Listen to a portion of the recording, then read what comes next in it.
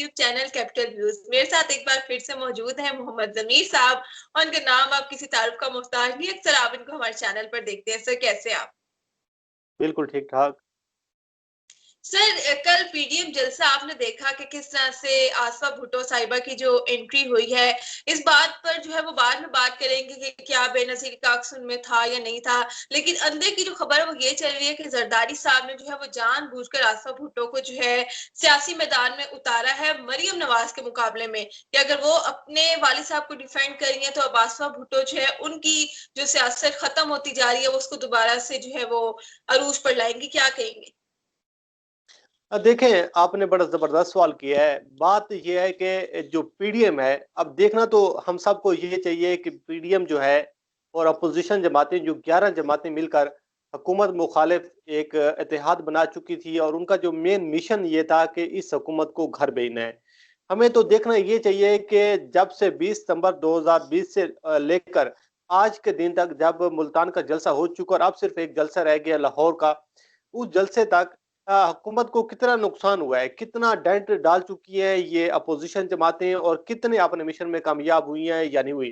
बात मरियम नवाज की नहीं है, बात आसफा भुट्टो की नहीं है, और बात बिलावल जरदारी की नहीं है। मसला ये है कि हमारी अवाम का भी बहुत सारे इश्यूज हैं कि हमारे यहाँ वो एक गैदरिंग है ना। आप पिंडी में कोई भी एक बड़ा शो कर लें, वहां पे गैदरिंग जमा हो जाएगी। आप उसी जलसे में जो आपका जो इस्लामाबाद का जो पार्क है, उसी पार्क में आप इमरान खान का जलसा करें, वही गैदरिंग वहां पर मौजूद होगी। आप मरियम नवाज साहबा का जलसा करें, वही गैदरिंग वहां पर मौजूद होगी। ये हमारी आवाम जो है ना, ये एक हजूम की मानद है। जहां लोग इकट्ठे होंगे, ये इकट्ठे होते जाएंगे, लेकिन मसला ये है कि अपोजिशन जमातें बुरे तरीके से नाकाम हुई हैं, और अपोजिशन जमातें फ्लॉप हुई हैं। उसकी वजह यह है कि ये खुद ब खुद बेनकाब होती जा रही हैं। उसकी दो तीन वजूहत मैं आपके सामने रखता हूँ। पहली वजह यह है कि इन अपोजिशन जमातों ने जो अवाम के सामने झूठ ये बोला था कि हम निकले हैं आपके मसाइल को हल करने के लिए, हम इस इमरान खान से तंग आ चुके हैं, महंगाई बहुत ज्यादा हो चुकी है, और इमरान खान जब से हुकूमत में है उस वक्त से लेकर और आज के दिन तक पाकिस्तान जो है वो बहुत पीछे चला गया, और पाकिस्तान खुदा एक तबाही की जानिब गामजन है। इन लोगों का ये मिशन था ना, इसके अलावा तो कोई एजेंडा नहीं था।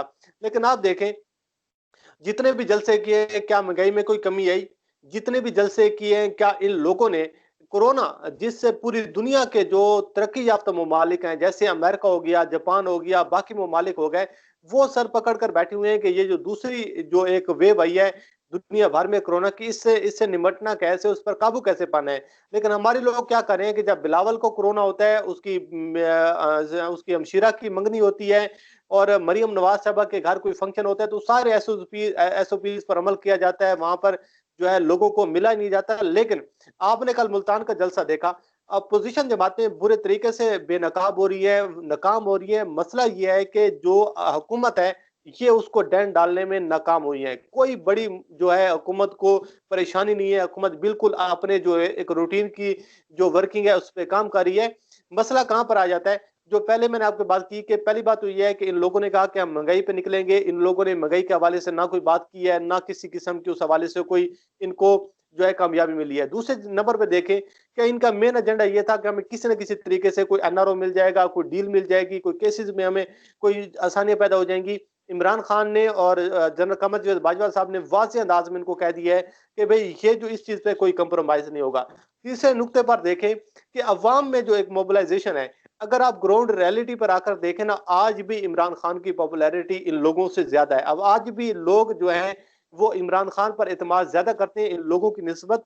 तो फिर मसला जो है वो वहीं का वहीं पर खड़ा हुआ है कि इन लोगों ने जलसे करने थे वो कर लिए, और अपनी अवाम में जो एक मंजन बेचने की कोशिश कर रहे थे। मैं आपको बात बताऊं, आज मजहर अब्बास साहब ने रिपोर्ट कार्ड में बड़ी जबरदस्त बात की है। उन्होंने कहा है कि अपोजिशन जमातें मसाइल को तसदम की जानिब लेकर जा रही हैं। वो ये चाहती हैं कि अवाम जो है, जो वर्कर्स हैं, जो अवाम है, वो आपस में उनके दरमियान तसादम हो, और ये असल में इस जमहूरियत को नुकसान पहुंचाने के लिए काम कर रही है। आप अंदाजा लगाए कि वो कोरोना जिससे बिलावल जरदारी को अगर कोरोना पॉजिटिव आता है, तो बिलावल जरदारी 14 रोज के लिए जो है वो क्वारंटीन हो जाती है। लेकिन अवाम में उसी जगह वो अपनी बहन को भेज देते हैं कि जनाब आप जाएं, मुहतरमा साहब आप उसी जलसे से खिताब करके आ जाए, मैं तो आज नहीं जा पा रहा।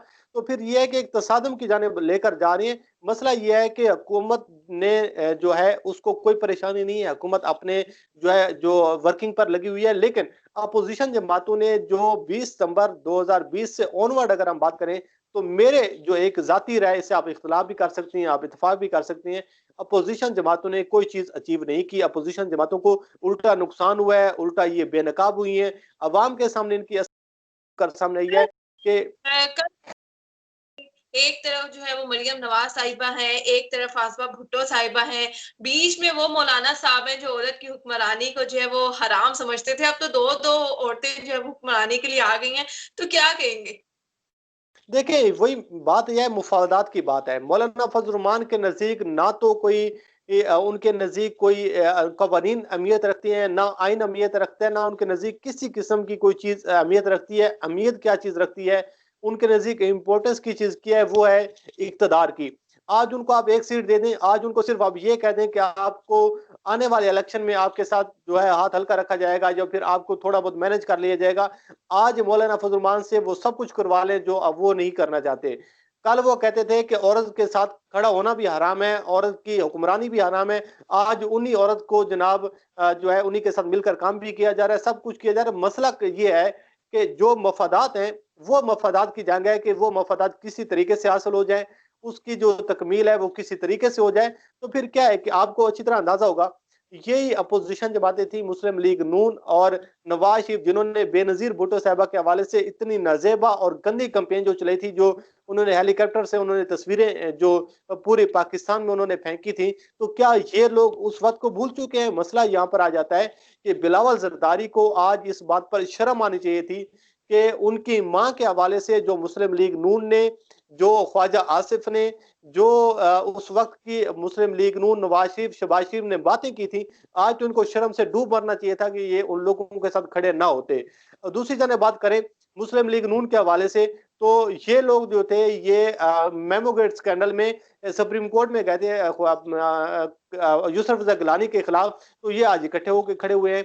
दूसरी जानिब मौलाना फजल रहमान को देखे थे, मौलाना फजल रहमान के नजदीक तो किसी चीज की अहमियत ही नहीं है, ना मजहब की अहमियत है, ना उनके नजदीक किसी दीन की अहमियत है, ना किसी सोशलाइजेशन की अहमियत है। मसला ये है कि सिर्फ एनआरओ चाहिए था।